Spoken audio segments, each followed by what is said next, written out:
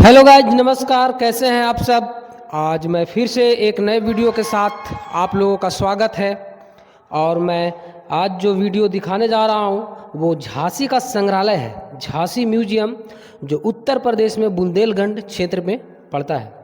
तो मेरे वीडियो में आप शुरू से अंत तक बने रहें और मैं झांसी संग्रहालय का पूरा भ्रमण कराऊंगा और दिखाऊंगा कि झांसी जो ये संग्रहालय है वो इसमें क्या क्या चीज़ है और कैसे कैसे इतिहास में उस समय घटित हुआ था जब रानी लक्ष्मीबाई जो झांसी की थी उस समय के यहाँ पे चित्रांकन किया गया है। और उससे पहले का भी 9वीं और 12वीं शताब्दी के बीच में जो भी घटनाएं हुई थी बुंदेलखंड क्षेत्र में, उसके बारे में पूरी जानकारी आपको मैं दूंगा। तो देखिए, मैं झांसी के किले से निकल कर बाहर आया हूँ और झांसी के किले से जब आप बाहर निकलेंगे तो बाहर निकलने के बाद आपको तुरंत बगल में ही ये झांसी संग्रहालय है। और देख सकते हैं यहाँ पे वीरांगना महारानी लक्ष्मीबाई का पार्क भी है। और ये पार्क से जैसे ही आप आगे बढ़ेंगे झांसी संग्रहालय मिलेगा। आप झांसी के किला से बाहर निकलेंगे तो वहाँ पे एक बाल गंगाधर राव कला मंच है जहाँ पे सांस्कृतिक आयोजन होता है, जो आपको मैंने वीडियो में दिखाया है। तो देखिए, मैं झांसी संग्रहालय पहुंच चुका हूं। ये गवर्नमेंट म्यूजियम के नाम से जाना जाता है और इसका जो खुलने का समय है वो 10 बजे से 4:30 बजे तक खुला रहता है, लेकिन प्रत्येक शुक्रवार को ये बंद रहता है। और प्रत्येक शुक्रवार के अलावे जिस दिन भी सरकारी छुट्टियां रहती है उस दिन ये बंद रहता है। और प्रत्येक महीने के सेकेंड सैटरडे यानी दूसरा शनिवार को बंद रहता है। तो अब हम पहुंच चुके हैं राजकीय संग्रहालय झांसी, जो बहुत ही फेमस है और पूरे भारत में ये प्रसिद्ध है और ऐतिहासिक एक तरह से संग्रहालय कह सकते हैं, और यूपी का भी संग्रहालय कहा जाता है। देखिए, ये जैसे ही आप एंट्री करेंगे सामने ही बुंदेलखंड का एक परिचय बताया गया है। और बुंदेलखंड में जितने भी क्षेत्र आते थे उन सभी का यहाँ पे थोड़ा थोड़ा ये इतिहास लिखा गया है। बुंदेलखंड क्षेत्र में जो आता था वो टिक्कमगढ़ था, अशोकनगर था, झांसी था, महोबा, पन्ना, जालौन, निवाड़ी, दतिया और बांदा, चित्रकूट, ये सभी जो थे वो बुंदेलखंड क्षेत्र में आते थे। और यहीं पे एक बहुत बड़ी कांस्य की प्रतिमा झांसी रानी की लक्ष्मीबाई की लगा हुआ है अपने घोड़ों के साथ। और देख सकते हैं यहीं पे बाहर में ही आप मंगल पांडे की जो फांसी हुआ था उसका चित्रांकन किया गया है। ये जो मंगल पांडे थे, इनका फांसी जो हुआ था 8 अप्रैल 1857 को बैरकपुर में दिया गया था, क्योंकि अंग्रेजों के खिलाफ ये विद्रोह कर दिए थे, चर्बी वाले कारतूस को मानने से इनकार कर दिए थे।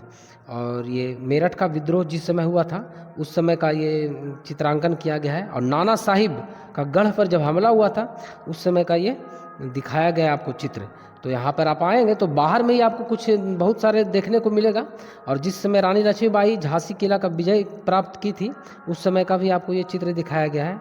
अभी हम अंदर एंट्री नहीं किए हैं, ये बाहर में ही आपको ये इतने सारे देखने को मिलेंगे। और देख सकते हैं ये नाना धोंधू पंत जी थे जो रानी लक्ष्मीबाई को भी बहुत सहयोग किए थे।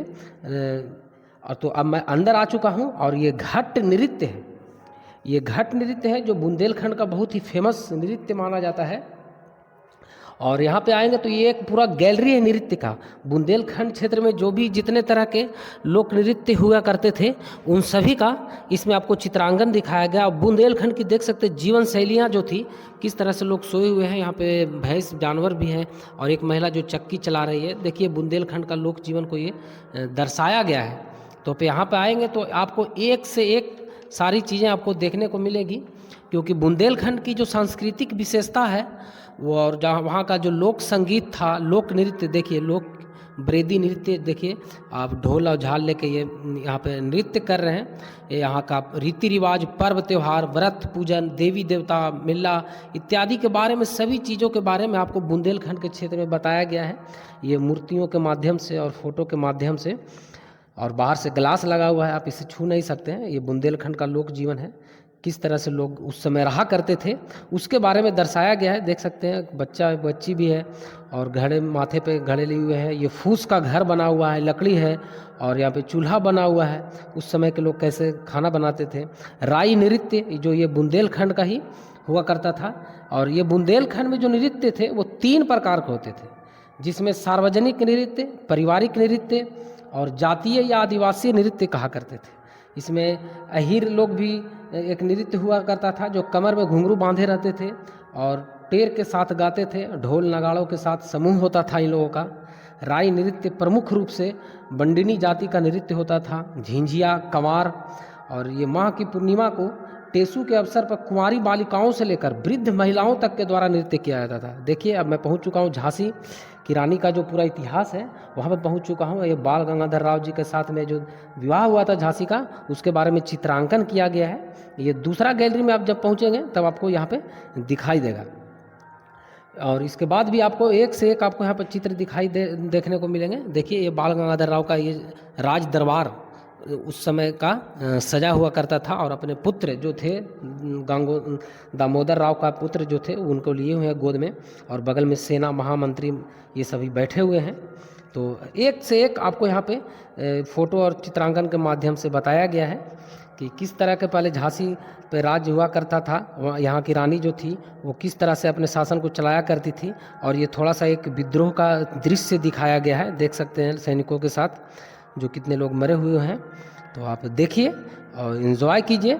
और ये जो झांसी का किला संग्रहालय है वो बहुत ही फेमस है, और इसको उत्तर प्रदेश का संग्रहालय भी कहा जाता है। देखिए घोड़ों के साथ रानी अपने और संगतियों के साथ में युद्ध करने के लिए तैयार होकर जाते हुए उस समय का चित्रांकन किया गया है।